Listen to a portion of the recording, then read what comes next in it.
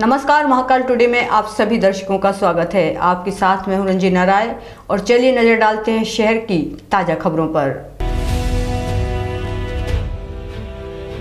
दुर्लभ गैंग एक बार फिर सुर्खियों में है। इस बार दुर्लभ गैंग के गुर्गों ने माधव साइंस कॉलेज के छात्र पर चाकू से हमला कर दिया। ये विवाद कटबाजी से शुरू होकर चाकूबाजी तक जा पहुंचा। मामले में माधवनगर थाना पुलिस ने 3 आरोपियों के खिलाफ प्रकरण दर्ज किया है। दाऊदखेड़ी निवासी अरुण पिता राजेंद्र सिंह पवार 23 वर्ष माधव साइंस कॉलेज में MSc प्रथम वर्ष का छात्र है। शुक्रवार सुबह 11 बजे वह कॉलेज जा रहा था। इसी दौरान बिरला हॉस्पिटल चौराहे पर उसकी बाइक को वैभव पिता ललित बम ने टक्कर मार दिया, जिस पर उसका वैभव से विवाद हो गया, जो बीच बचाव के बाद शांत हो गया। इसके बाद अरुण कॉलेज पहुंचा, जहां वॉलीबॉल खेलने के दौरान वैभव निवासी नयापुरा, उसके दोस्त कुंवर बना निवासी मोहन नगर और हर्षु बना निवासी पवासा के साथ पहुंचा और अरुण पर चाकू से हमला कर दिया। हमला के बाद अरुण को अस्पताल ले जाया गया। अरुण की शिकायत पर माधवनगर थाना पुलिस ने तीनों के खिलाफ प्रकरण दर्ज कर दिया है। वैभव दुर्लभ कश्यप गैंग का सदस्य है। वैभव पर भी पूर्व में कई अपराध दर्ज हैं। वहीं मामले में अब घटना का CCTV भी सामने आ गया है। CCTV में साफ दिखाई दे रहा है कि छात्रों का एक गुट बाहरी व्यक्तियों को लेकर कॉलेज में पहुंचते हैं और विवाद की शुरुआत होती है। वहीं पुलिस द्वारा CCTV अपने कब्जे में लेकर जांच शुरू कर दी गई है। एडिशनल SP आकाश भूरिया ने बताया कि CCTV के आधार पर आरोपियों की संख्या बढ़ाई जाएगी। वहीं मामले में अभी 3 लोगों के खिलाफ केस दर्ज किया गया है, जिसमें से एक आरोपी को गिरफ्तार भी कर लिया गया है। वो आए थे शुरुआत में 3-4 जने, तो उनको कॉलेज के सीनियर छात्रों ने समझा के भेज दिया था। फिर वो 15-20 मिनट बाद 20-25 जने आए और मुझे मारा, पत्थर भी फेंके और चाकू से भी लहूलुहान कर दिया मुझे। क्या मामला था विवाद का? विवाद ये हुआ था कि अगले ही चौराहे पे कट मार के गए थे वो, तो मैंने बोला भाई ढंग से चला ले, बस इसी बात को लेकर वो कॉलेज में आ गए। फिर क्या करा? फिर उनको वही समझा के भेज दिया। फिर 15-20 मिनट में आ गए थे। हाँ, चाकू मारा पैर पे। क्या नाम है आपका? अरुण। आप उनको जानते? क्या नाम है उनका? उनका नाम अभी पता चला है। एक का नाम है कुंवर बना, हर्षु बना, वैभव बम और विवेक। माधव साइंस कॉलेज से माधवनगर थाने में एक रिपोर्ट आई है, जिसमें छात्रों के बीच में कुछ चाकूबाजी का कोई मामला सामने आया, जिसमें से थाना माधवनगर में 324 का अपराध पंजीबद्ध कर विवेचना में लिया गया है। साथ ही साथ इसमें एक आरोपी को अभी गिरफ्तार किया जा चुका है। सर, इसका CCTV भी सामने आया, जिसमें पूरी गैंग सामने आई है। अब निश्चित ही CCTV कैमरे लगे हैं, तो उसको देखा जाएगा और उसमें घटना में जो भी शामिल लोग हैं उनको सबको गिरफ्तार किया जाएगा। भागवत मालवा प्रांत के कार्यकर्ताओं की बैठक लेंगे। विभिन्न सामाजिक कार्यक्रमों में भी भाग लेंगे। 4 दिनों तक संघ प्रमुख उज्जैन में रहेंगे। डॉक्टर भागवत 20 फरवरी को सुबह 9 बजे इस्कॉन मंदिर में दर्शन करेंगे। भागवत मालवा प्रांत के कार्यकर्ताओं की बैठक लेंगे। विभिन्न सामाजिक कार्यक्रमों में भी भाग लेंगे। 4 दिनों तक संघ प्रमुख उज्जैन में रहेंगे। डॉक्टर भागवत 20 फरवरी को सुबह 9 बजे इस्कॉन मंदिर में दर्शन करेंगे। इसी दिन इस्कॉन परिसर में भी मालवा प्रांत के कार्यकर्ताओं की बैठक होगी। मालवा प्रांत के कार्यकर्ताओं की बैठक में कई विषयों पर चर्चा की जाएगी। कोरोना संक्रमण के कारण प्रभावित शाखाओं के सुदृढ़ीकरण और आगामी 3 वर्षों में होने वाले कार्य विस्तार की योजना पर चर्चा करेंगे। इसके अलावा बैठक में पर्यावरण, सामाजिक समरसता और एकात्म जैसे विषयों पर भी चर्चा की जाएगी। संघ प्रमुख मालवा प्रांत के सभी प्रचारकों के साथ भी संवाद करेंगे। इसी दिन शाम को सर संघ चालक मोहन भागवत इस्कॉन मंदिर प्रबंध समिति के सदस्यों से भी भेंट करेंगे। Z कैटेगरी के सुरक्षा वाले भागवत की यात्रा के लिए इस्कॉन सहित अन्य जगहों पर कड़ी पुलिस सुरक्षा की जाएगी। अतिरिक्त पुलिस अधीक्षक आकाश भूरिया ने बताया कि सभी जगहों पर कड़ी सुरक्षा व्यवस्था की गई है।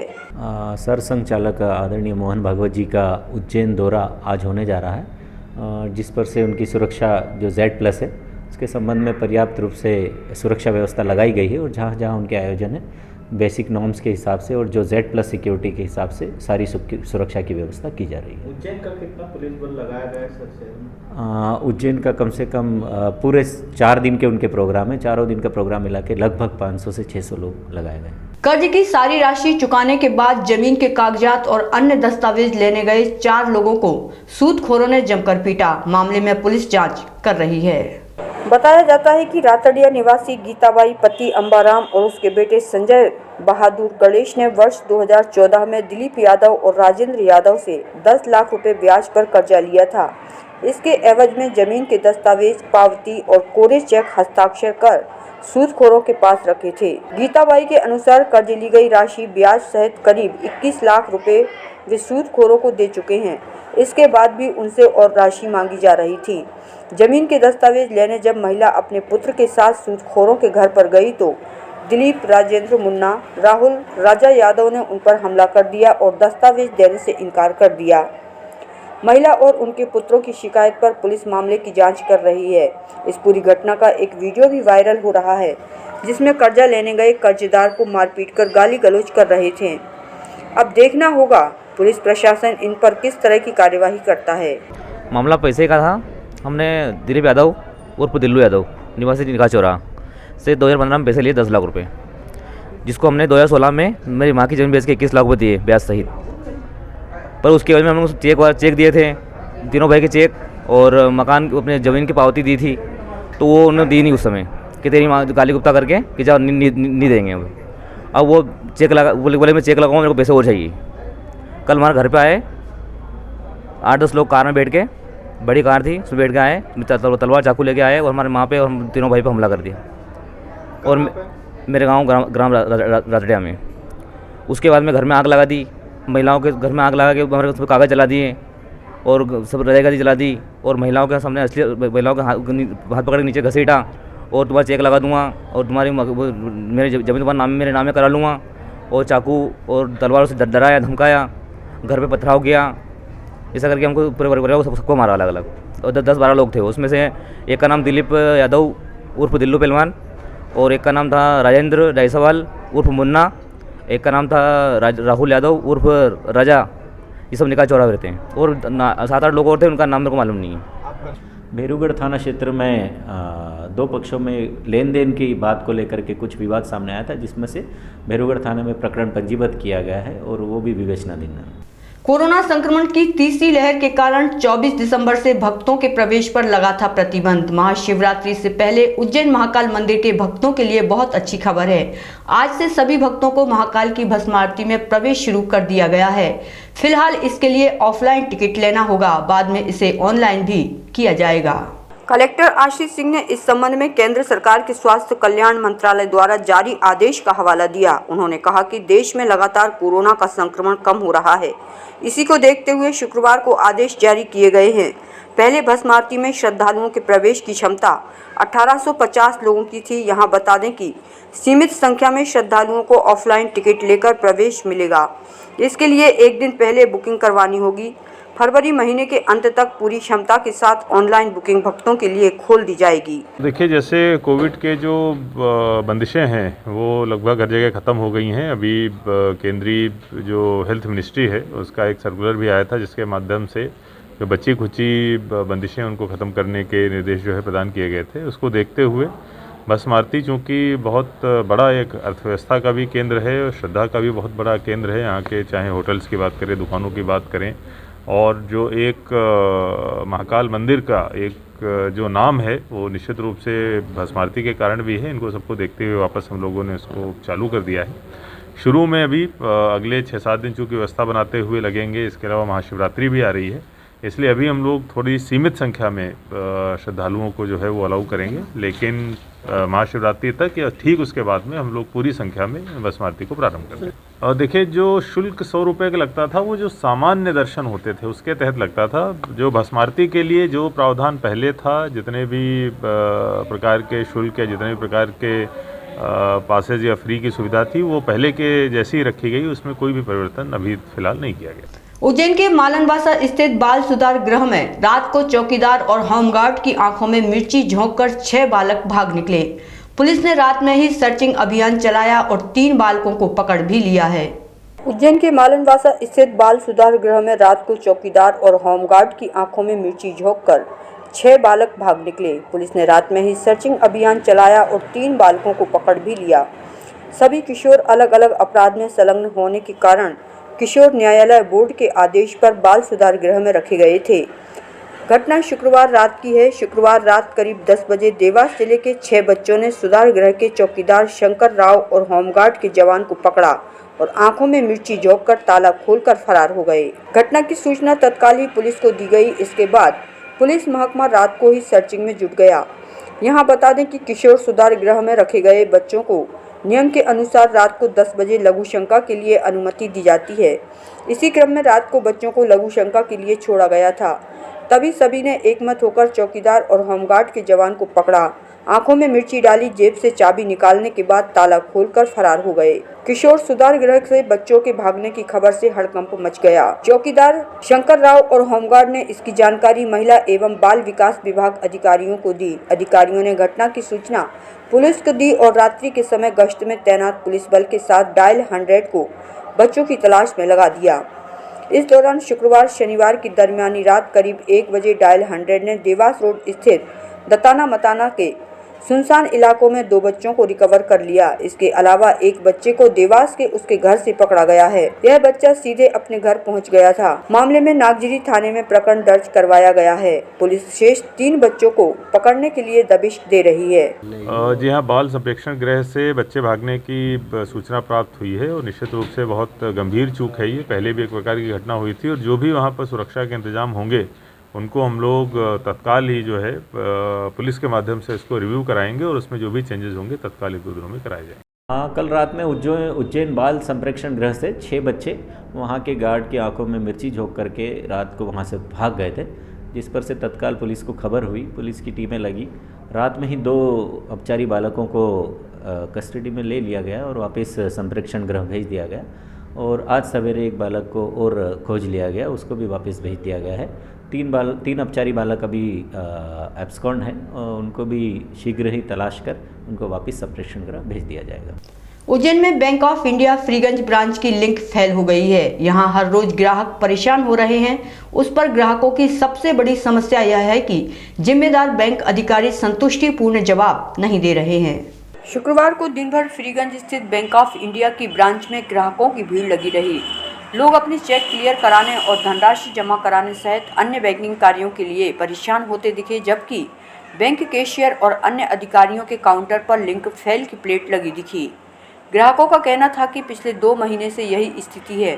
बैंक अधिकारी सीधे मुंह बात नहीं करते हैं, कोई भी जिम्मेदार जवाब देने को तैयार नहीं है। बैंक द्वारा अपने सॉफ्टवेयर को अपग्रेड किया गया है, जिसकी वजह से कुछ टेम्प्रोरी पीरियड के लिए यहाँ हमारा काम बाधित था, लेकिन अभी फ़िलहाल वो सही हो गया है।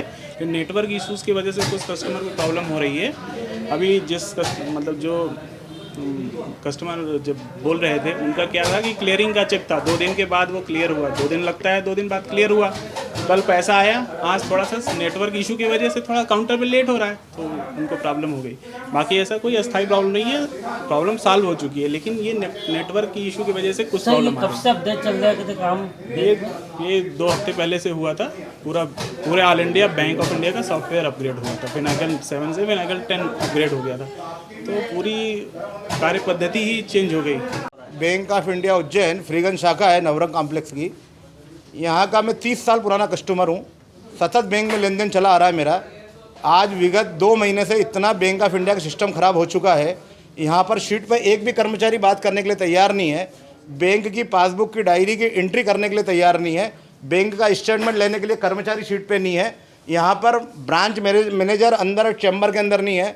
मुझे लेन देन करने में 6 दिन से दिक्कत आ रही है। सोमवार को मैंने चेक डाला पेमेंट के लिए, लोकल चेक उज्जैन का है। मंगलवार को क्लियर हो जाता लोकल चेक, ठीक है। बुधवार को भी चेक क्लियर नहीं करा इनने। बुधवार को सामने वाली पार्टी जिससे पेमेंट लेना था उसने स्टेटमेंट दे दिया कि भैया हमारी बैंक से पेमेंट कट चुका है। जब ब्रांच के कर्मचारियों से अधिकारी से बात करी, कोई बात करने के लिए तैयार नहीं है। यहाँ पर शीट पे एक भी कर्मचारी ऐसा जिम्मेदार नहीं है जिससे हम बात करें। काउंटर पे आते हैं, 1 घंटा खड़े रहते हैं और मना कर देते हैं सिस्टम खराब है, सर्वर डाउन है। अरे भैया, हम तरीके समझदार और शिक्षित व्यक्तियों को तुम परेशान कर रहे हो, तो आम कस्टमर के साथ में क्या समस्या घट रही होगी। बुधवार का पेमेंट बैंक से निकालना था, गुरुवार पूरा दिन हो गया है, आज शुक्रवार हो गया है। 11-12 बजे से बैंक के काउंटर पर खड़े हैं। काउंटर का व्यक्ति आता है, धीरे से बोर्ड लगा देता है लिंक फेल है। कर्मचारी बोलता है कि भैया सिस्टम पूरा ख़राब है। तो मैं बैंक ऑफ इंडिया के हायर मैनेजमेंट जीएम को और सेंट्रल गवर्नमेंट के जो भी बैंक ऑफ इंडिया के अधिकारी है उनको सूचित करना चाहता हूं कि इस टाइप की कस्टमरों को होने वाली समस्या को बंद करें और यहाँ पर जितने जो जिम्मेदार कर्मचारी है उनसे बोलें ब्रांच मैनेजर से लेकर तो अदर अधिकारियों के सीट पर बैठे और कस्टमरों को जवाब दें।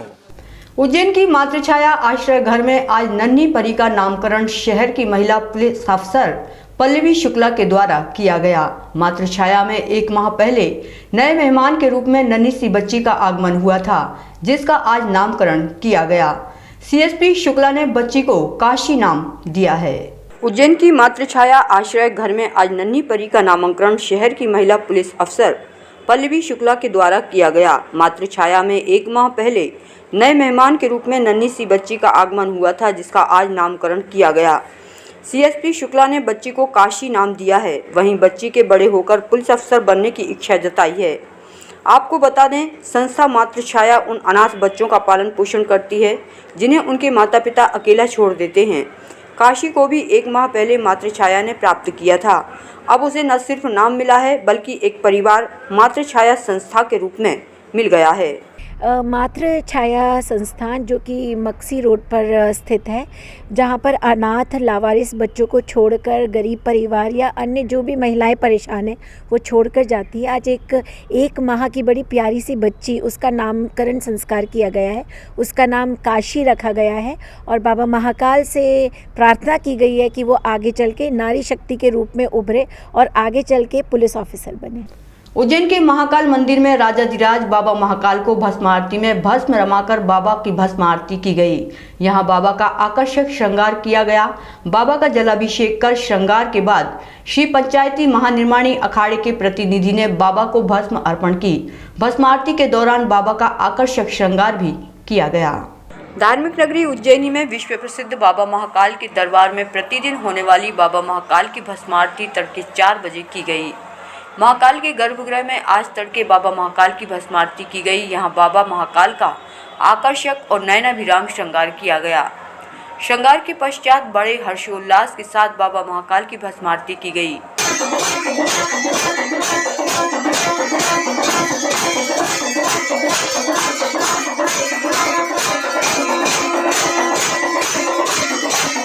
ऐसी मान्यता है कि बाबा महाकाल की एक झलक पाने से हर व्यक्ति विशेष हो जाता है। नित्य प्रतिदिन होने वाली भस्म आरती में बाबा महाकाल का पंचामृत अभिषेक हुआ, अर्थात दूध, दही, घी, शक्कर एवं शहद से बाबा को नहलाया गया। उसके बाद चंदन का लेपन कर सुगंधित द्रव्य चढ़ाए गए और बाबा को भांग और सूखे मेवे से श्रृंगारित किया गया। इस बीच पंडितों द्वारा मंत्रोच्चारण किए गए। फिर बाबा को वस्त्र ओढ़ाकर भस्म रमाई गई। भस्मीभूत होने के बाद झांझ, मंजीरे, ढोल, नगाड़े, शंखनाद और जय महाकाल के उद्घोष के साथ बाबा की भस्म आरती की गई।